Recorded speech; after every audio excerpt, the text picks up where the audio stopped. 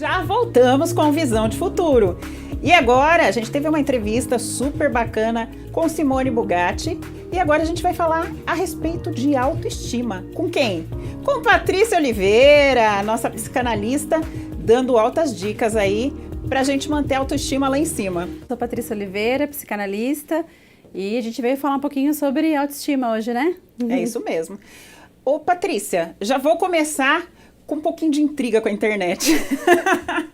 Patrícia, fala pra gente o que você tem visto dentro do teu consultório de desafios para lidar com essa mulherada que tá tendo que olhar na internet, ver aquelas beldades, aquele monte de filtro e depois levar isso para a vida delas, para o dia a dia, para o cotidiano. Quais são os desafios de se ter hoje essa beleza irreal e conseguir manter a autoestima? Porque é difícil, né? É verdade. Na verdade, quando a gente fala em autoestima, vai até mais do que a vaidade, né? A autoestima está ligada ao medo, insegurança, escolhas, né? Então vai até mais do que comparação, né? Se a gente for pensar em redes sociais, né? Mas a autoestima, ela envolve todos os âmbitos da pessoa. Então, por exemplo, ela não consegue escolher um trabalho, escolher um relacionamento, né? Então, normalmente, a pessoa com a baixa autoestima, ela é escolhida e não escolhe, né? E isso tem muito a ver com medo também, que começa lá na infância, né? A gente fala em psicanálise, a gente vai falar da infância, né? Então, se lá na infância a pessoa, nos primeiros relacionamentos, então são os pais, né, ou figuras paternas, essa segurança aconteceu de forma natural, então a gente fala de um adulto seguro, né, que não tem preocupação em agradar as pessoas, né, com a autoestima um pouco equilibrada. Eu digo que não tem como a gente estar com a autoestima sempre 100%, né, mas um pouco mais equilibrada, mais segurança mesmo. Se isso não aconteceu de uma forma tão boa, então se foi uma criança muito cobrada, muito comparada aos outros, né?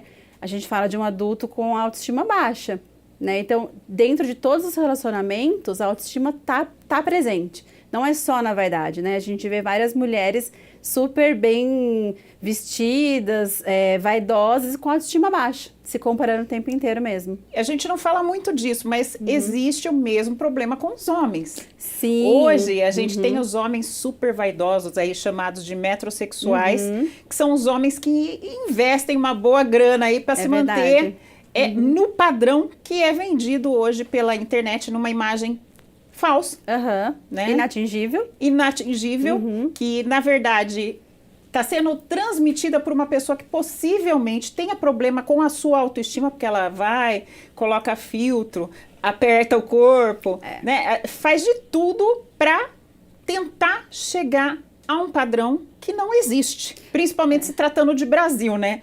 Nós, brasileiras, somos mais cheinhas, a gente já tem um outro formato de corpo, né, em comparação aí com as europeias. Então, não dá para se exigir aquilo que não faz parte, né, do biotipo da pessoa. Acaba ficando inatingível. É verdade. E as pessoas, elas sofrem com isso. Você falou aí desse reforço emocional na infância. Então, vamos puxar para um outro lado. Como que eu faço para criar um filho com uma autoestima boa? Criar um adulto que chegue aí, né, na vida adulta com a autoestima bacana.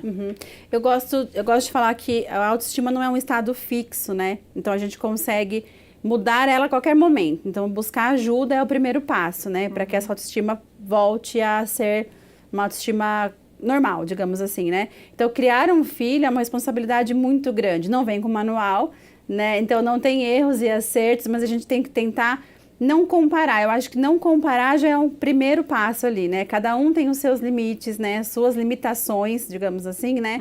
Então, cada criança tem o seu tempo. Se a gente estiver falando de padrões normais, eu não gosto de chamar de padronizar, né? Mas a gente tem os padrões de crianças que não tem nenhum tipo de problema, digamos assim. Então, cada um tem o seu tempo, né? Não comparar, eu acho que é o primeiro passo aí para não criar adultos que buscam uma validação o tempo inteirinho, que a gente vê muito isso, né? E homem busca muita validação também, viu? Não é só mulher. É mais homem que mulher? Eu acho que tá, olha, dentro do consultório tá meio a meio, viu? Tá bem equilibrado. O homem também é muito inseguro, né? E é o que você falou, é um padrão que não tem como atingir, porque não é um padrão que ele muda a todo momento, né? Então, a autoestima, assim, ela parte pelo que você está falando aí, para mim, me corrija se eu estiver errado, a autoestima, ela parte da palavra segurança. isso. Esse conforto. É o conforto que traz essa Isso. autoestima para a pessoa. E se a gente pegar, como você falou, desde a infância, a gente sabe que desde a escola a gente já tem esse tipo de segregação e separação dentro da sala de aula.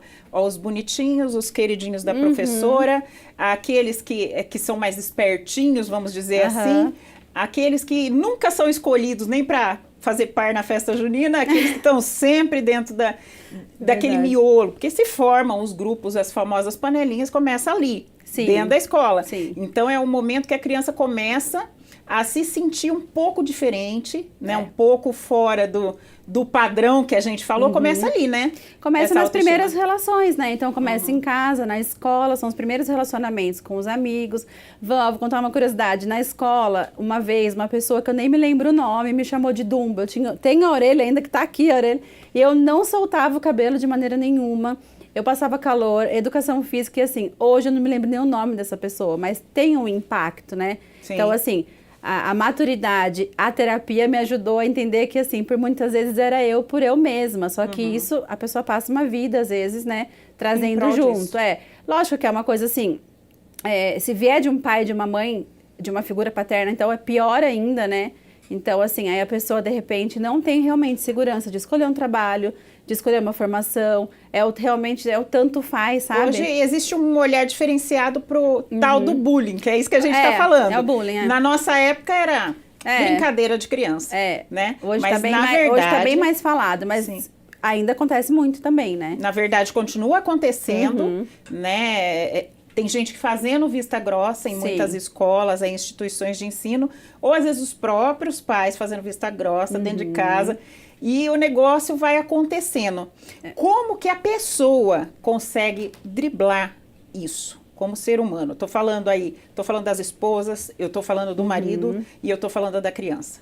Eu acho que a pessoa, ela chega no limite, né? A gente tem que tentar reconhecer o nosso limite. Qual é o nosso limite? Acho que essa é a parte mais difícil, né? Quando você começa a se conhecer e descobrir o seu limite, é onde você começa a fazer o movimento de sair daquele lugar de desconforto, né? Não é um lugar de conforto, é de desconforto, né?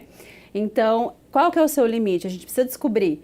Por exemplo, em relações amorosas, por exemplo, até de trabalho mesmo, de amizade, as pessoas que têm a baixa autoestima, ela tolera tudo, né? Então, ela acha que tudo aquilo é normal, aquele turbilhão é normal. Né? Então, assim... Você acha que a pessoa não consegue sentir que aquilo não é normal, mas ela não consegue sair disso porque ela não teve aquele apoio emocional lá atrás, como você havia falado? Tem as duas coisas. Olha, tem paciente que chega com um problema X e ele vai descobrir que o problema, na verdade, é a autoestima. A autoestima, ela liberta vários âmbitos, assim, é crucial. Existe algum exercício que a gente possa fazer lá, o pessoal que está lá em casa, possa começar a fazer para levantar essa autoestima? Eu acho que uma das coisas é a gente se questionar se onde eu tô tá me fazendo bem ou se aquilo é um hábito, né? Porque quando a gente tem autoestima baixa, a gente vai criando relacionamentos por hábito, né? Então eu acho que aquilo é normal, tá bom assim. Então se questionar, será que aquilo tá me levando para onde eu quero ir, para a pessoa que eu quero ser, né? Então, eu acho que esse questionamento, acho que ajuda bastante. É o primeiro passo. Se entender, não entender o que o outro pensa de você, qual é a formação de imagem que o outro faz de você, mas eu acho que a própria imagem, né, a gente criar uma imagem para si mesmo, acaba sendo um pouco mais importante do que o outro vê. O que o outro vê é importante também, porque é aquilo que a gente está transmitindo, que a gente fala que é a famosa hoje criação de persona, né, nas redes sociais que a gente vê aí. Persona, personagem, porque às vezes a pessoa, ela é uma ali no trabalho, se faz de poderosa, de empoderada, de perfeita, e aí chega em casa, não gosto disso, não gosto daquilo, minha unha não é legal, minha unha é curta, meu braço é um menor que o outro, minha orelha é grande. Então, sou gordinha. Tem N coisas que formam a persona da vida real, né? Sim. E como não se deixar influenciar por isso? Eu acho que a gente não pode se perder nas personas que a gente cria. Porque, de fato, a gente tem como a gente vai para um trabalho, a gente cria uma persona para aquele lugar, mas a gente tem que sempre lembrar de onde a gente veio, qual é a nossa essência, né? Se a gente se perde nessas personas, aí que é o perigo. E igual você falou, sobre pessoas que fazem plástica, por exemplo, tá buscando algo. Se você não sabe o que você está buscando, como que você vai atingir, né? Então, essa é a questão. O que eu estou buscando, né? Onde eu quero chegar? Nesse caso que muitos acabam deformando o corpo, exatamente, né? Tem um programa que eu não vou falar o canal aí, mas todo mundo já sabe, onde eles fazem aí plásticas mirabolantes, né? Tinha uma mulher com seio desse tamanho, e ia colocar mais, com preenchimento de boca necrosado, porque exagerou. Então, acho que dá pra gente ter um patamar, me corrija se eu estiver errada, partindo pra imagem de olhar e falar, isso aí é exagerado. A outra pessoa ali, ninguém tem isso, ninguém tá com esse perfil. Por que eu tô almejando tanto que minha boca apareça? Por que eu tô almejando tanto que meu seio apareça? Vai ser bom para mim? Qual resultado isso pode trazer de positivo para mim? Precisa ter um pouco de mim, né? Naquelas coisas em que a gente está fazendo para criar a nossa persona de verdade. Eu acho que existem limitações, óbvio. Se você é uma pessoa muito extrovertida e você trabalha no call center... Não vai ter como, né? Você vai ter que dar uma segurada. É verdade. Né? Não vai dar para você chegando no call center, causando o pessoal no telefone. Então, você vai ter que ter se podar, né? Desde que não te prejudique. Eu acho que desde que você se sinta você mesma. Né? Porque senão tem a distorção de imagem, né? Isso. Tem muita distorção de imagem, e em homens também, né? Então, essa busca é para isso, mas aí, essa que é a questão. O que eu tô querendo ver? O que eu tô querendo enxergar? Se eu não tiver esse ponto de chegada, né? Eu posso ter um ponto de partida, mas eu vou me perder durante o caminho. Eu me perco. Em homens, foi bom você tocar no assunto. Porque a gente fala muito da mulherada, mas a gente já sabe o que é. O que incomoda é a barriguinha, é o seio, é o nariz, né? É aquele vinquinho aqui do lado. Agora, em homens, quais são as principais reclamações dos homens? Eu acredito que é o sobrepeso também, né? Então, assim, homens que estão buscando ficar bombadão, né? E seguir aquele padrão que ele estipulou ali por pessoas que seguem, né? Então, por influenciadores. Então, assim, mas a autoestima para homem é mais ligado, eu acho que a relacionamentos. Então, por incrível que pareça, eu também tenho bastante pacientes com relacionamentos abusivos, sendo homens. Então, que toleram bastante coisa, então a autoestima também entra aí. E como se impor num relacionamento, sendo um homem, sem parecer que eu tô passando do limite, que eu tô sendo abusivo com uma mulher? A questão não é nem se impor, a questão que eu acho assim, na terapia você aprende a entender até onde você pode ir num relacionamento, né? Você não vai conseguir mudar o outro. Mas então, assim, se aquilo não tá me servindo mais, tá me apertando muito, eu saio de cena, né? Então, a terapia encerra muitos ciclos também, né? Fortalece e encerra também. Não se sentiu confortável na situação? Porque a gente não muda quem não quer ser mudado, né? Nem toda situação vai ser confortável, obviamente. Mas a partir do momento que aquilo virar algo contínuo, que machuca, que dói, eu acho que é um momento de falar, opa, hora de sair fora. Exatamente, né? Exatamente. Muito bem, Patrícia. Estamos caminhando aí para o finalzinho. Eu queria que você deixasse aqui pra gente as suas redes sociais. Bom, meu Instagram é @psioliveira, né? Psioliveira Patrícia. Meu telefone, pode falar também? Pode falar. Então é 19994947390. E Facebook eu não utilizo muito, então é só Instagram mesmo. Tá bom, então deixa uma mensagem aí para homens e mulheres, crianças, adultos, para todo mundo que quer ter uma autoestima lá em cima. O que eu diria é faça as pazes com você mesma, né? Então, assim, não viva num turbilhão achando que você não merece viver no silêncio, porque o merecimento também está envolvido na autoestima. Então, a gente merece viver em paz consigo mesmo. Eu diria isso. Obrigada, Patrícia, pela sua ilustre presença aqui com a gente. Mais uma vez. E agora, Patrícia, a gente tem coisa boa vindo por aí.